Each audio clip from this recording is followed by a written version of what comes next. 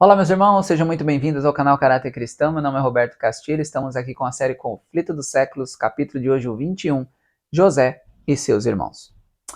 Meus queridos, bora para a vinheta, porque hoje tem muita informação.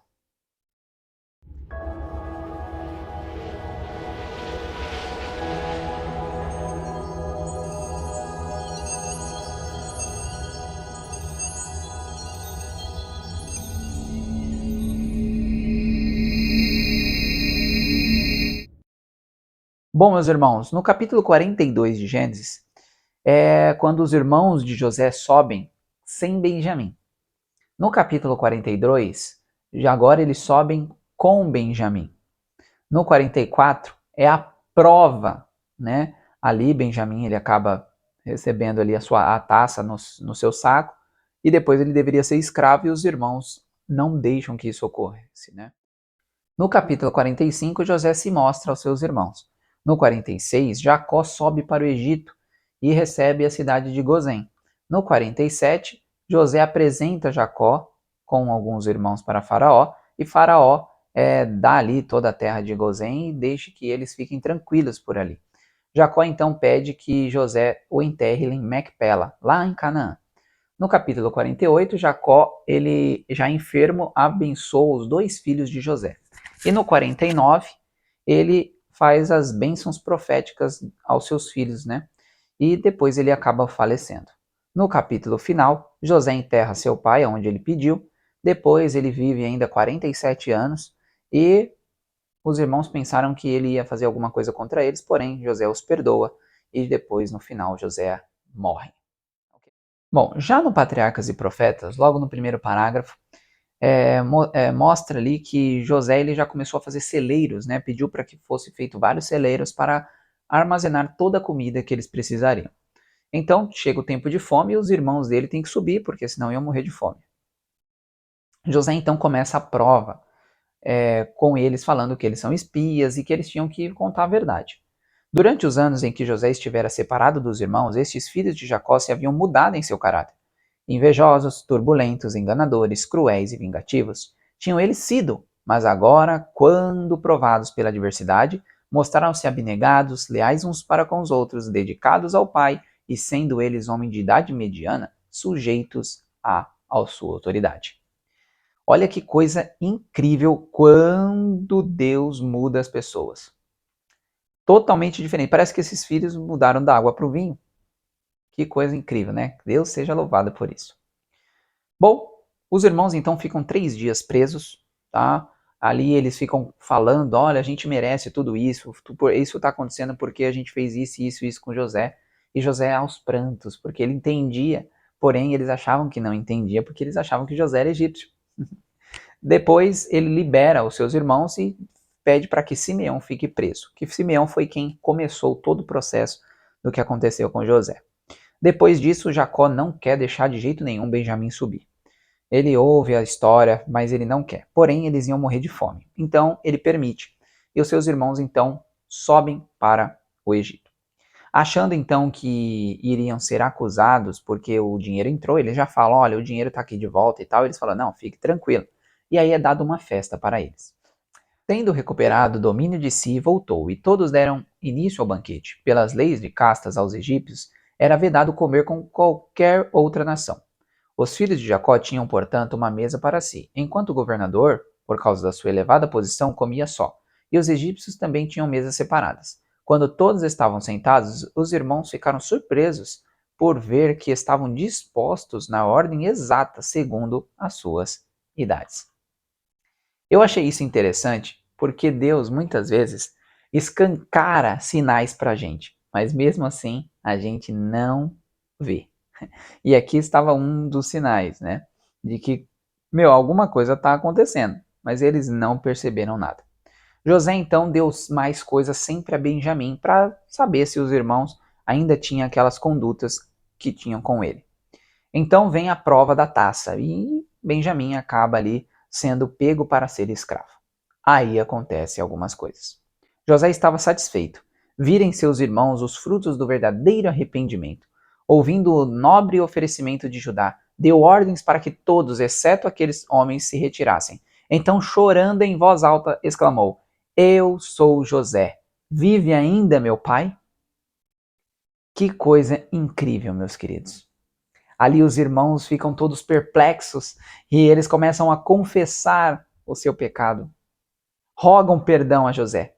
Havia muito tempo sofrido de ansiedade e remorso. Depois eles voltam a buscar o pai para que ele visse Faraó, né? E José, então, pede para que eles possam vir e ficar na terra de Gozém. Jacó, antes de ir, pede permissão de Deus. Olha que coisa importante, meus queridos. E isso é o que todo cristão deve fazer. Primeiro, pedir orientação. Deus, então, permite que Jacó vá para o Egito. Por que que Deus permitiu? Olha esse texto. Não podiam fazer de acordo com a primeira alternativa, em conformidade com a disposição divina, e se eles se misturassem com os cananeus, estariam em perigo de serem seduzidos à idolatria. O Egito, contudo, oferecia as necessárias condições para o cumprimento do propósito divino. Uma região do país bem regada, fértil, foi-lhes aberta ali, proporcionando toda a vantagem para o seu rápido aumento, e a antipatia que deveriam encontrar no Egito por causa da sua ocupação, pois eram pastores e isso era abominação para os egípcios, habilitá-los-ia a permanecer como um povo distinto e separado. Serviria assim para excluir da participação na idolatria do Egito. Olha que coisa incrível, como Deus pensa em tudo, né? Deus pensou exatamente tudo o que o povo ia passar para que eles não ficassem do lado errado. E o Egito ainda assim era o melhor lugar para eles. Eles vão então para Gozém, a melhor cidade do Egito, e ficam ali excluídos do restante. Viu em seus filhos provados o verdadeiro arrependimento. Viu sua família rodeada de todas as condições necessárias para o desenvolvimento de uma grande nação. E sua fé apegou-se à segura promessa de seu futuro estabelecimento em Canaã.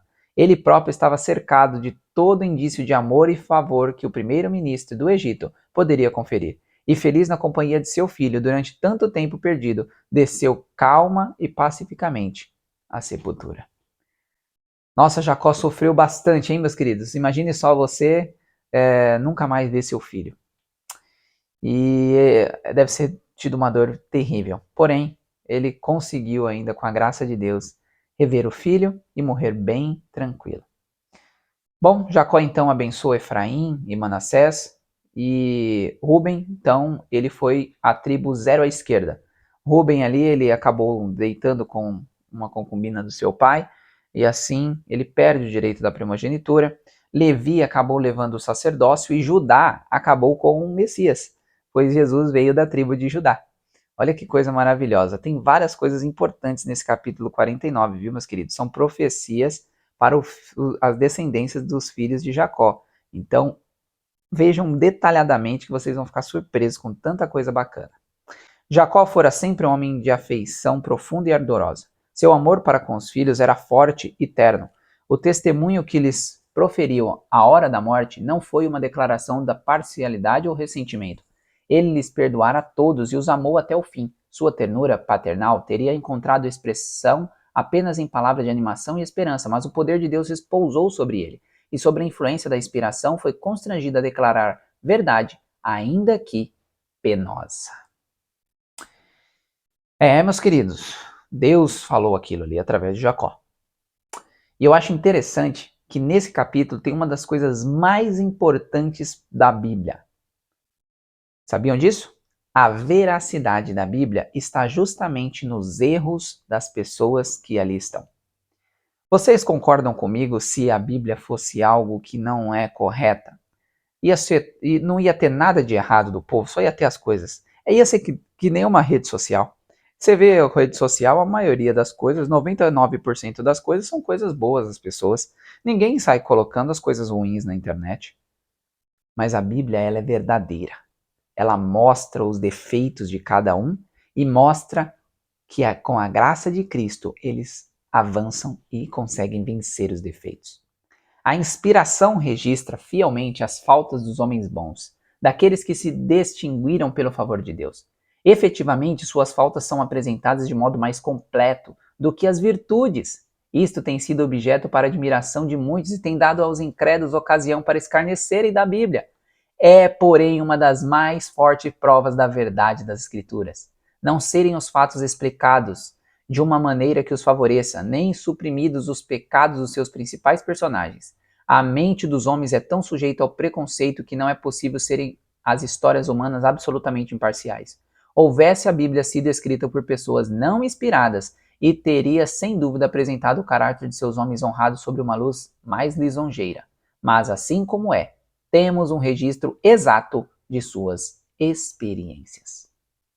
Homens a quem Deus favoreceu e a quem confiou grandes responsabilidades, foram algumas vezes vencidos pela tentação e cometeram pecado, mesmo como nós presentemente esforçamos-nos, vacilamos e frequentemente caímos em erro.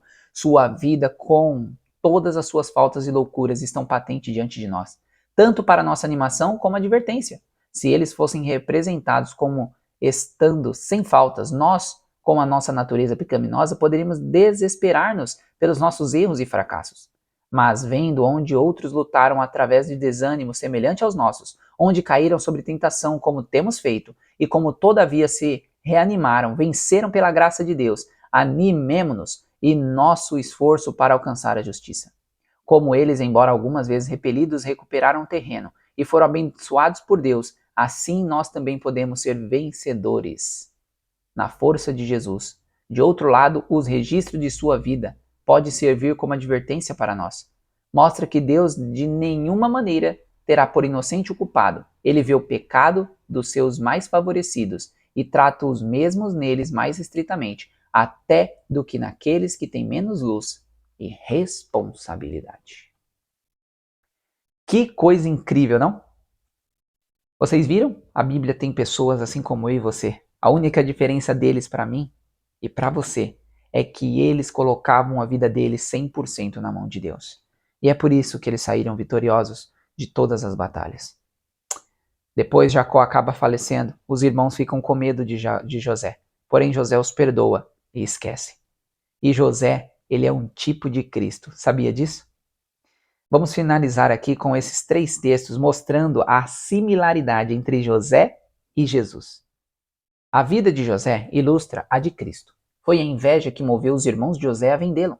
Como escravo, tiveram a esperança de impedir que se tornasse maior do que eles, e quando foi levado para o Egito, lisonjearam-se de que não mais seriam perturbados com seus sonhos, de que haviam removido toda a possibilidade de sua realização, mas sua conduta foi dirigida por Deus a fim de levar o efeito o mesmo acontecimento que tendenciavam a impedir. Semelhantemente, os sacerdotes e anciãos judeus estavam invejosos de Cristo, receando que eles atraíssem a atenção do povo. Mataram-no para impedir que se tornasse rei, mas estiveram da mesma maneira a efetuar este mesmo resultado.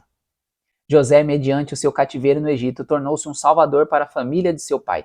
Contudo, este fato não diminuiu a culpa de seus irmãos. Semelhantemente, a crucificação de Jesus pelos seus inimigos dele fez redentor da humanidade, o salvador de uma raça decaída e o governador do mundo inteiro. Mas o crime de seus assassinos foi precisamente tão hediondo como se a mão providencial de Deus não houvesse dirigido os acontecimentos da sua glória e o bem do homem. Assim como José foi vendido aos gentios por seus próprios irmãos, foi Cristo vendido aos piores de seus inimigos por um dos seus discípulos. José foi acusado falsamente e lançado na prisão por causa de sua virtude, assim como Cristo foi desprezado, rejeitado porque sua vida justa abnegada era uma repreensão ao pecado. E se bem que não tivesse culpa de falta alguma, foi condenado pelo depoimento de testemunhas falsas. E a paciência e a humildade de José sobre a injustiça e opressão, seu perdão pronto e a nobre benevolência para com seus irmãos desnaturados representam um resignado sofrimento do Salvador pela malícia e maus tratos de homens ímpios, e seu perdão não somente aos seus assassinos, mas a todos os que nele têm vindo, confessando seus pecados e buscando o perdão. Meus queridos, glória a Deus por isso. A pergunta que eu deixo aqui para vocês: quer eu e você sermos Josés? Sermos pequenos Cristo aqui nessa terra? José passou boas coisas que Cristo passou e saiu vitorioso porque ele não vivia mais José. Era Jesus nele. Jesus veio e fez tudo por mim e por você. Está na hora de a gente levar a nossa salvação a sério. O meu desejo aqui hoje é que nós possamos aprender com José. Um homem que teve as suas falhas, porém permaneceu firme para a honra e glória de Deus. Não deixe Satanás dizer que você não pode. Você pode, se estiver ligado a Cristo Jesus. Vamos orar? Grandioso eterno Deus, Pai Todo-Poderoso, sabemos o quanto o Senhor nos ama e sabemos que o Senhor é o Deus que faz o impossível. Faça o impossível em nós, Pai. Tire de nós essa natureza terrível e coloque a natureza divina. Nos faça cooperadores seus. Nos ajude a avançar para um reino celestial. Que nós possamos ser pequenos cristos aonde quer que estejamos. No doce nome de Jesus é que eu te peço. Amém. Bom, meus queridos, nos vemos amanhã. Que Deus os abençoe. Tchau, tchau.